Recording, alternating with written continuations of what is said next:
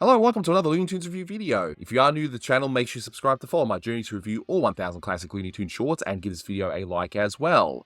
So this is a review for Baby Buggy Bunny, and with me today I've got not one but two baby finsters, my good friends Camden Spees and Essie McPeter. Say hi guys. Hi. Take care of my child, signed Brokenhearted SC. So just to get underway, so as mentioned, this is for Baby Buggy Bunny, released on the 18th of December 1954. It's the 727th in the series, and it's directed by Chuck Jones. You can find this on the Looney Tunes Gone Collection Volume 2 DVD set, and on the Bugs Bunny 80th Blu-ray set. I have a link below to both those sets. You won't find this on YouTube unless Warner Brothers themselves choose to upload it. It is a copyrighted cartoon. But in case you haven't seen it, you have Anthill Harry, aka Babyface Finster, who is a man that resembles a baby. He makes a successful robbery, but loses the money down Bugs Bunny's rabbit hole, so he pretends to be a family orphan to get it back. It's a really interesting story. By the way, I do want to point out that Mike Maltese reused this story later in Hanna-Barbera. Well, why not? It's a decent idea. But a few bits of trivia for this one. So the composer here is Milt Franklin, who at this point was alternating between him and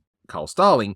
So he did a composition on the title cards, and he just reused it for Rockabye Baby and Greedy for Tweety. Why not? These things weren't meant to be binge-watched like we could today, so it's like, well, I don't think anyone's going to remember this, so I might as well use it. The title itself could be a pun on the children's repetition saying, rubber baby buggy bumpers. Try saying that fast 10 times, because I certainly can't. But that's where I believe that comes from. The name Babyface Finster, it's believed to come from a real 1930s gangster. Oh yeah, it's from Babyface Nelson. Yeah, yes. He was with John Dillinger. Yeah, that's definitely where it comes from. And that would become a movie. Well, his life would be made into a bunch of movies. But the similarities end there, because I'm assuming that Babyface Nelson wasn't this 35-year-old baby-looking thing. But what's really interesting is that the layouts were not done by Maurice Noble, as had been done for quite a few cartoons since for Chuck Jones, but instead by Ernest Nordley. Although, if you look at this short and didn't see the credits, you'd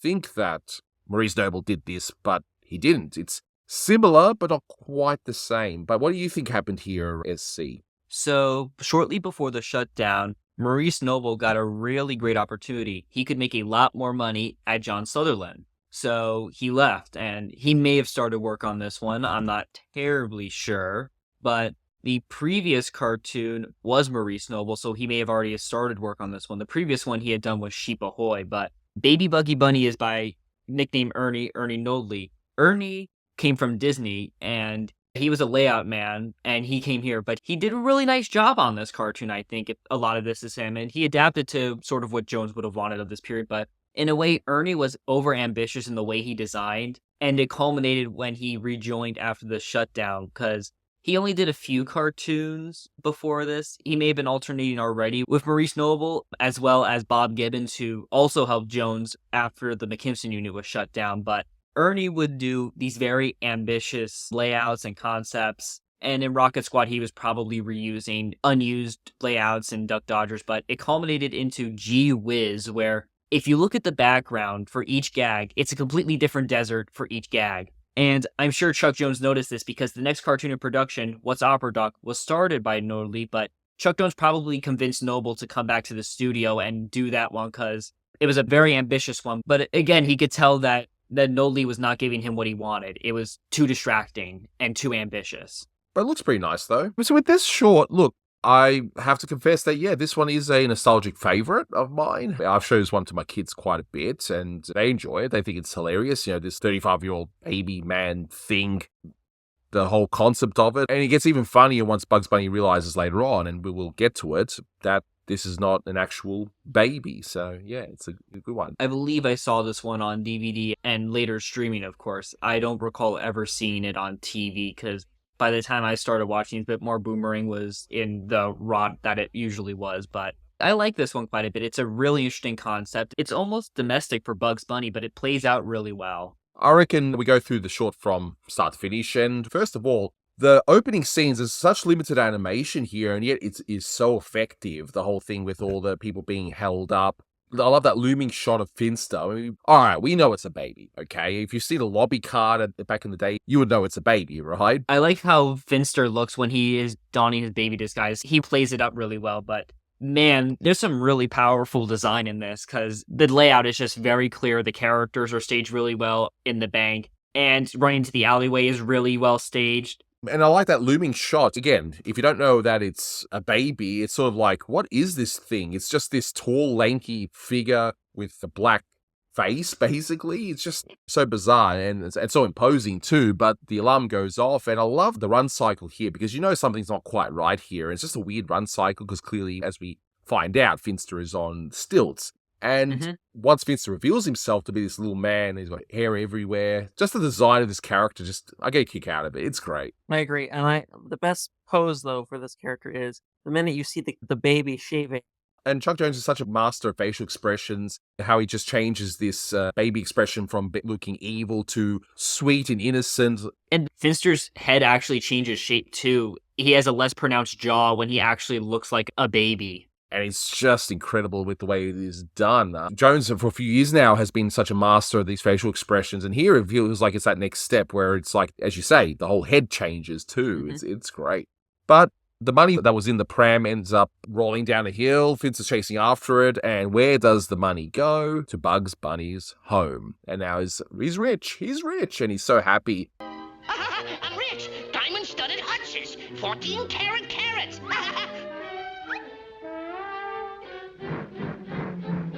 And also, we got the origin of that money counting meme that we see around that people tend to use, where Bugs is humming, "We're in the money." I mean, what else are you going to... Franklin doesn't do as many song covers as Carl Starling did, but of course, he had to do it here, right? Yeah.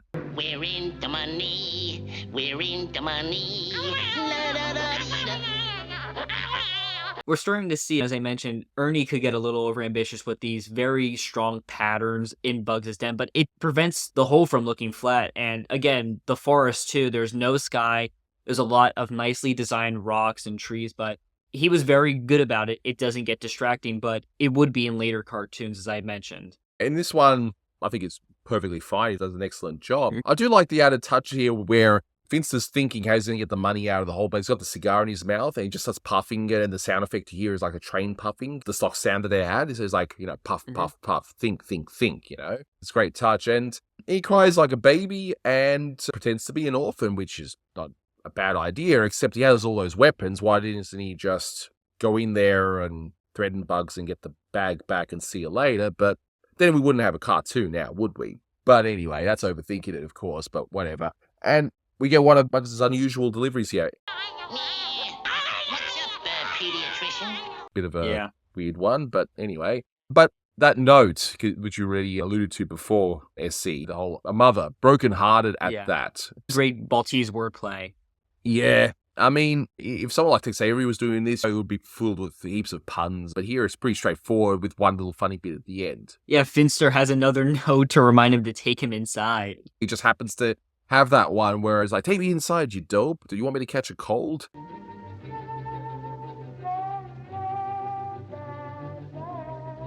Now you wait just a minute, Finster, and Uncle Bugsy will get you something to play with. So now everything's all set up. We as the audience know that Finster's not who he seems to be, and Bugsy is none the wiser. So we get a whole series of gags revolving around that. But one question I do have is, why does Bugs already have a toy box, a crib? He's got all this baby stuff. Was that from when Clyde was younger? You know, his little nephew from a few of those shorts? I was thinking that too. I didn't want to bring it up. I think it's just cartoon logic. Cartoon logic. But Why is the Simpsons house next to a prison? Why is the Simpsons house next to the power plant? It works there. this is sort of domestic for Bugs Bunny, but it is played out very well because there's high stakes with the money and a dangerous criminal in his house. But it takes the concept and brings it to some really funny extremes because I'm sure you guys noticed this, but this cartoon is unusually violent for a Bugs Bunny cartoon, both in Bugs' actions towards Finster later on and how Finster treats Bugs. Yeah, that makes it more fun. It's just, yeah, really cruel, but in a good way, you know, I like it. And as a parent, I mean, obviously, I've got the one up on you guys on that front, and I'm looking at the baby's behavior here as a parent, and it's like, yep, I can kind of see that the folks that made this short were certainly parents as well, because they've observed what their kids are actually like, you know, holding their breath till they turn blue, not getting what they want, and pouting, trying to move out of their high chair. I mean, not in the same fashion as here, but it's very interesting. I will say, again, just talking about Ernie's layouts, is that One thing he had, compared to some of the Holly Pratt layouts that had recently come, where they had one color dominating the whole background that powered everything. Here, it's a little easier to take on the scene where he's hopping, not just because of the shadow, but because we have the forefront of the table, and also there's a pattern in the dirt, which helps to stylize it really nicely, I must say. But man, I really do like the colors in this one. They really pop out.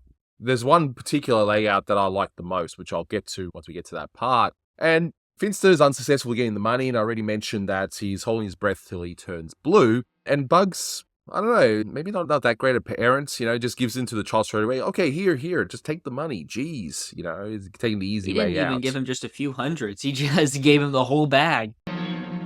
Finster, stop that! Why are you holding your breath? Okay, kid, okay, here you are.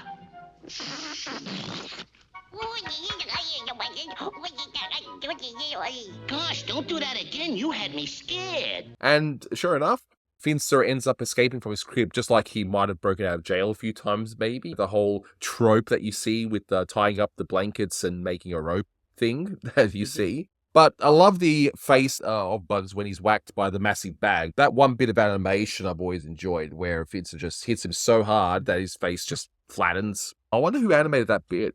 I'm not sure, but I gotta say, there's some interesting cuts in the scenes here. Like, he has already entered the scene when he's sneaking, and there's a few other cuts like this in the cartoon later on. I like the fact that Finster's not successful in escaping, and Bugs puts the bag on top of a shelf, and Finster is now pouting. Again, observational humor of what kids are actually like, No, you can't have this toy anymore. Pout. Bugs now plays with Finster as a quote-unquote toy pistol, and this would have been cut from television, I would imagine. Gonna shoot big bad guy Rabbit with his toy pistol. Some toy. I bet they cut this up. There's smoking. There's a kid getting spanked. Well, I also bet they cut it up because they didn't want a mother looking and thinking that it's a real child getting hit later on. Yeah, ABC did cut out a lot of the later part of this cartoon. So Bugs puts Finster down for a nap in a nice little bed. I like that design there, the little baby Bugsy. So maybe he has all this stuff for a relative or something. I don't know. Well, rabbits, they multiply. We had Mrs. Bugs Bunny in earlier Chuck Jones shorts, maybe they had someone. I don't know. So we now got this wonderful bit. I actually love the touch here where part of me is thinking, okay, this is good for budgetary reasons, but another one is like, well, they would have had to spend a lot of effort in creating all of these visual sound effects, because I love this bit where Bugs switches off the light, bang, bang, bang, switches on the lights, like what happened, and so on.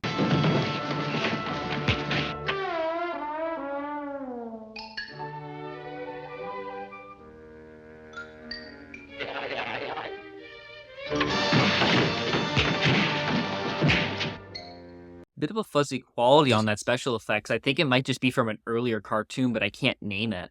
It's quite possible. But wow, Bugs looks so disheveled. It's almost nasty to see Bugs look this torn apart, but it's really funny how it's played out.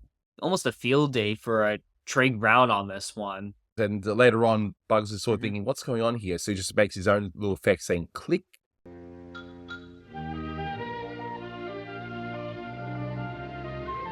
Click.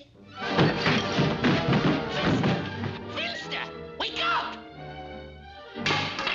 And then he's still trying to apply logic to this situation because he still doesn't know Finster's a grown man, of course. Definitely. Do you think maybe Bugs is a little too naive in this one? Yeah, it happened a few times with Jones in his direction. And then we get another interesting cut, I think, just a bit of a crossfade to Bugs at the TV. It seems like a weird cut for Jones at this period. There's some interesting editing in terms of the camera in this one. But I like that whole scene, and Bugs is still kind of naive. So he sits on the TV, switches it on, and you see interference. And just to put this in perspective for people, because they may not be aware, due to modern TVs, this doesn't actually happen. But sometimes what will happen with those TVs is if you have a nearby electrical device switched on, like a vacuum cleaner or a shaver in this case, it'll actually interfere with the TV, hence why that happens, because in case people didn't know. But he walks over to where the bathroom is, and this is my favorite bit of layout here. I just liked how the light is showing through from the keyhole, and then you get that wonderful shot of Bugs walking up to the keyhole and looking in. That's probably my favorite shot. It's a really nice one. And we see that Finster's shaving, and he has the tattoo. It's the Singapore Maasai 1932. So It's a clever way to show how old he actually is. It almost shows how bold that he just immediately gets out and starts shaving. And how naive is Bugs still in this one? Like, he still doesn't get it. He has to have the TV just really put it down for him, saying, look, it's Anthill Harry, for crying out loud. It's like... In tattooed? In smoking a cigar? Have you seen this man? He is Anthill Harry, alias Baby-Faced Finster, notorious bank robber believed to have perpetrated the daring last National Bank holdup this morning. He is 35 years old, stands... Okay, now it all fits, and we get to some of the best bits in this short, which is Bugs acting really violent, because now that he knows it's a 35-year-old man... He has no sympathy, but here's another interesting cut here. We don't see Bugs exit the scene after he flips the switch. It immediately cuts to him at the door. It's really interesting. We don't even see Bugs enter through the doorway. You don't really notice it. I certainly didn't. It seemed okay to me. It's me being an artist and animator more than anything that I can notice a few of these smaller touches, but another thing that came to me is that Finster is a little bit taller in this scene where Bugs is violently shaking him. And in the following scene... Nope, that's it. I hope somebody got fired for that blunder, of course. It probably just has to do more with the animator than Jones's layout. I just assume that's how they were drawing him, because it's looser in a way. So of course he's a little bigger. Sure enough, we get the really aggressive things like him shaking Finster, putting him in the washing machine, throws him to the ceiling, does all this really crazy stuff. Have I told you not to play with the dirty money? We'll just have to get him all tidied up. There, nice enough to be kissed. Whoops, the baby. Oh dear, I do believe I've forgotten my fudge. Oh, sakes alive, did him's fall down? And Fince even attacks him with a knife, and Bugs just smacks him and all this stuff comes out of his body. I'd imagine a lot of that would have been toned down for TV too. Someone might actually think it's a real child. In any case, at least we can see the uncut version. Ow! Will you be the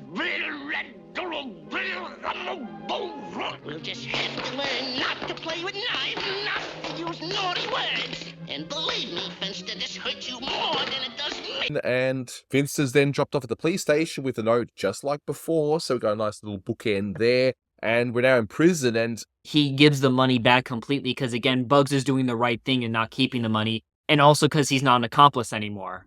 Exactly. But in the prison, and I just realized this now, I don't know why I didn't before, but he's a 35-year-old man, so you can just keep him in a normal prison cell, but no, they have the added touch of putting him in like a playpen prison thing, complete with those little counters. Bugs happens to know which prison cell he's in, which, you know, whatever, you just go with it. And it's like, quit being such a crybaby. After all, 99 years isn't forever. And we end right there. I love that Bugs just has complete free reign of mental asylums, like in Hairbrush. So what would you rate this one, Camden? 10.